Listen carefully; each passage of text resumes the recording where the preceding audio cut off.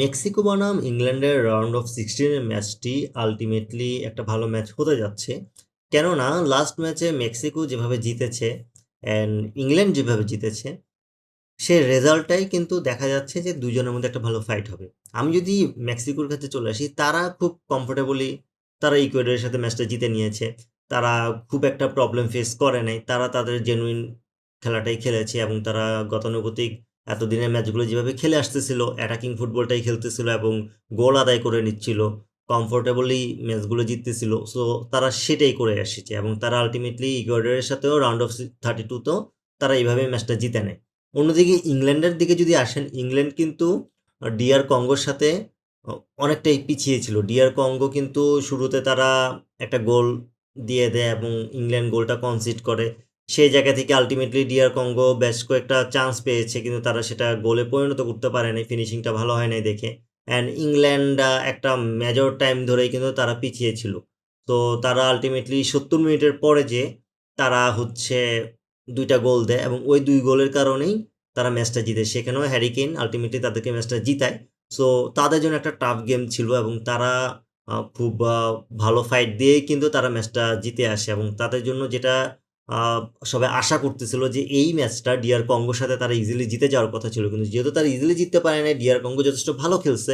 তারা অনেকটা সময় ধরে ম্যাচটা আটকিয়ে রেখেছিল। তারা আলটিমেটলি একটা সময় জয়ের দিকেই ছিল, কিন্তু তারা 70 মিনিটের পরে আলটিমেটলি সেটা ধরে রাখতে পারেনি।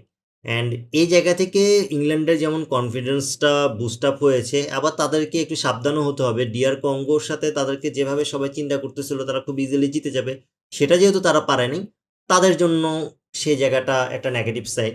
অ্যান্ড মেক্সিকো যেহেতু খুব ইজিলি তাদের কাছে সবাই যেভাবে আশা করেছিল তারা সেভাবে জিততে পেরেছে, তো মেক্সিকো একটু আপার হ্যান্ডে থাকবে। শুধুমাত্র এই কারণে, কিন্তু র্যাঙ্কিং বলি বা পারফরমেন্স বলি সব মিলিয়ে ইংল্যান্ড আলটিমেটলি হ্যারিকেনের জন্য তারা ওভারঅল এগিয়ে থাকবে। এখন আমি যদি এই দুই দলের স্ট্র্যাটেজিতে আসি, দুই দলেই অ্যাটাকিং ফুটবলটা খেলে। দুই দলেই চায় যে তাদের গোলটা তারা শুরুতে দিয়ে দিতে, কারণ শুরুতে যদি গোল দিয়ে দিতে পারে তখন ম্যাচটা খুব ইজি হয়ে যায়। মেক্সিকো ম্যাক্সিমাম টাইমে কি তারা হচ্ছে সেমভাবেই খেলেছে। তারা হচ্ছে সবসময় শুরুতে গোল দিয়ে দেয় অ্যান্ড হচ্ছে তারা আলটিমেটলি শুরুতে গোল পেয়ে গেলে তখন তাদের খেলাটা তারা কমফোর্টেবলি খেলতে পারে। তারা আলটিমেটলি খুব ইজিলি নিজেদের প্ল্যানে থেকে বাকি ম্যাচটা কন্টিনিউ করে যায়। সো সেই জায়গা থেকে আলটিমেটলি ইংল্যান্ডের যে জিনিসটা ফোকাস হবে, তারা চাইবে শুরু থেকে অ্যাটাক করতে, অ্যাটাক করে মেক্সিকোকে প্রেসারে রাখতে। অ্যান্ড মেক্সিকো যদি আলটিমেটলি শুরুতে গোল পেয়ে যায়, তখন যেটা প্রবলেম পড়বে ইংল্যান্ড, যে ডিআর কঙ্গো ম্যাচের মতো হয়ে যেতে পারে, যে তাদের ক্ষেত্রে একটা প্রেশার চলে আসতে পারে। অ্যান্ড তাদের আলটিমেটলি চিট কোড হচ্ছে হ্যারিকেন। হ্যারিকেন যেভাবে ভালো খেলতেছে, হ্যারিকেন যে প্রসেসে খেলতেছে, তাদেরকে একমাত্র যদি আমি বলি এই ম্যাচে তাদের যদি ডিআর কঙ্গো ম্যাচের মতোই হয়, সেক্ষেত্রে হ্যারিকেনই আলটিমেটলি তাদেরকে আবার ম্যাচে কামব্যাক করাতে পারে। অ্যান্ড হ্যারিকেনের পারফরমেন্সের উপরে ডিপেন্ড করবে আসলে ইংল্যান্ড এই ম্যাচটা জিততেছে কিনা, তারা কোয়ার্টার ফাইনালে যেতে পারতেছে কিনা। অ্যান্ড ওভারঅল যদি আমি দুই দলেরই অবস্থান দেখি, তারা একেবারেই কেউ ডিফেন্সিভ ফুটবলটা খেলতে চাইবে না। তারা দুই দলেই অ্যাটাক করবে, যেহেতু দুই দলেই অ্যাটাক করবে, সো দুই দলেরই আলটিমেটলি ডিফেন্সে একটু প্রবলেম ক্রিয়েট হবে। অ্যান্ড সেই জায়গাতে যারা ডিফেন্সটা ভালোভাবে ধরে রাখতে পারবে, যারা আলটিমেটলি ফিনিশিংটা ভালো দিতে পারবে, তারা ম্যাচে অনেকটুকুই এগিয়ে থাকবে। অ্যান্ড দিন শেষে ইংল্যান্ডের ক্ষেত্রে যদি বলি বা মেক্সিকোর ক্ষেত্রে যদি বলি, ফিনিশিংটা খুব জরুরি।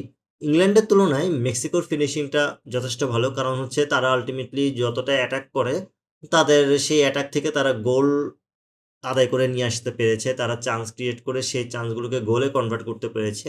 অ্যান্ড ইংল্যান্ডও সেটা পারে, কিন্তু ইংল্যান্ডের যে ব্যাপারটা, তাদের গোলে যখন আপনার আলটিমেটলি চান্স ক্রিয়েট করার হারটা এবং গোল দেওয়ার হারটা তুলনামূলক মেক্সিকো থেকে কম। অ্যান্ড মেক্সিকোর গোলকিপার আলটিমেটলি সে তার পারফরমেন্স খুব ভালোভাবে দেখাচ্ছে। তারা অনেকগুলো ম্যাচেই গোল কনসিড করে নাই। ইভেন এখন পর্যন্ত তারা খুব একটা গোল কনসিড করে নাই। সো সেই জায়গা থেকে কিন্তু ইংল্যান্ড পিছিয়ে আছে। সো ওভারঅল এই ম্যাচটা যেভাবে শুনতে মনে হয় একপেশে হতে পারে, কিন্তু এই ধরনের কিছুই হবে না। আলটিমেটলি মেক্সিকো কিন্তু খুব ভালো একটা শক্ত টিম, তাদেরকে নিয়ে খুব একটা আলোচনা হয় না দেখেই কিন্তু তাদের সম্পর্কে মানুষজন খুব একটা ধারণা রাখতেছে না। কিন্তু তারা যেভাবে খেলে আসতেছে, এই ম্যাচটা আপনি কোনোভাবে একপেশে চিন্তা করতে পারবেন না। আপনি কোনোভাবে ভাবতে পারবেন না যে এই ম্যাচে আলটিমেটলি ইংল্যান্ডই জিতে যাবে। এই ম্যাচে যথেষ্ট ফাইট হবে এবং এই ম্যাচে যদি আপনি দেখেন ইংল্যান্ড বিদায় নিচ্ছে, সেখানে অবাক হওয়ার কোনো কারণ নাই। অ্যান্ড যদিও সবাই আশা করতেছে ইংল্যান্ড ম্যাচটা সুন্দরভাবে জিতবে, বা এমনও হতে পারে যে এই ম্যাচটা আলটিমেটলি 90 মিনিটের মধ্যে শেষ না হয়ে সেটা 120 মিনিটে যেতে পারে, অথবা টাই ব্রেকার পর্যন্ত যেতে পারে। খুব ভালো একটা চান্স আছে, কেননা দুই দলই আলটিমেটলি খুব ভালোই খেলতেছে। অ্যান্ড মেক্সিকো মোটামুটি আপার হ্যান্ডে থাকবে, কারণ হচ্ছে তাদের ওভারঅল তারা যেভাবে খেলে আসতেছে কমফোর্টেবলি প্রত্যেকটা ম্যাচ জিততেছে সে কারণে। কিন্তু ইংল্যান্ডের যে জিনিসটা, ইংল্যান্ড যেহেতু র্যাঙ্কিংয়ে আগানো, ইংল্যান্ড যেহেতু তাদের আভিজাত্যের ফুটবলটা খেলে, সো সেই জায়গা থেকে ইংল্যান্ডকে সবাই বেশি প্রেফার করতেছে, তাদের দিকেই সবাই ফোকাস করতেছে। অ্যান্ড সেই জিনিসটাই যদি সুযোগ নিতে পারে মেক্সিকো, সেটা আলটিমেটলি একটা নতুন ধরনের রেজাল্ট চলে আসতে পারে। এবং এই ম্যাচে আপনি যদি দেখেন যে কোনো একটা আম, অঘটন বলবো না এটাকে, আলটিমেটলি যদি দেখেন যে মেক্সিকো জিততেছে, অবাক হওয়ার কোনো কিছু নেই।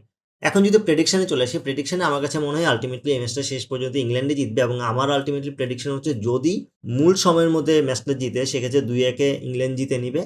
অথবা যদি হচ্ছে আলটিমেটলি মেন টাইমের মধ্যে না হয়, টাইব্রেকারে যে ইংল্যান্ড জিততে পারে।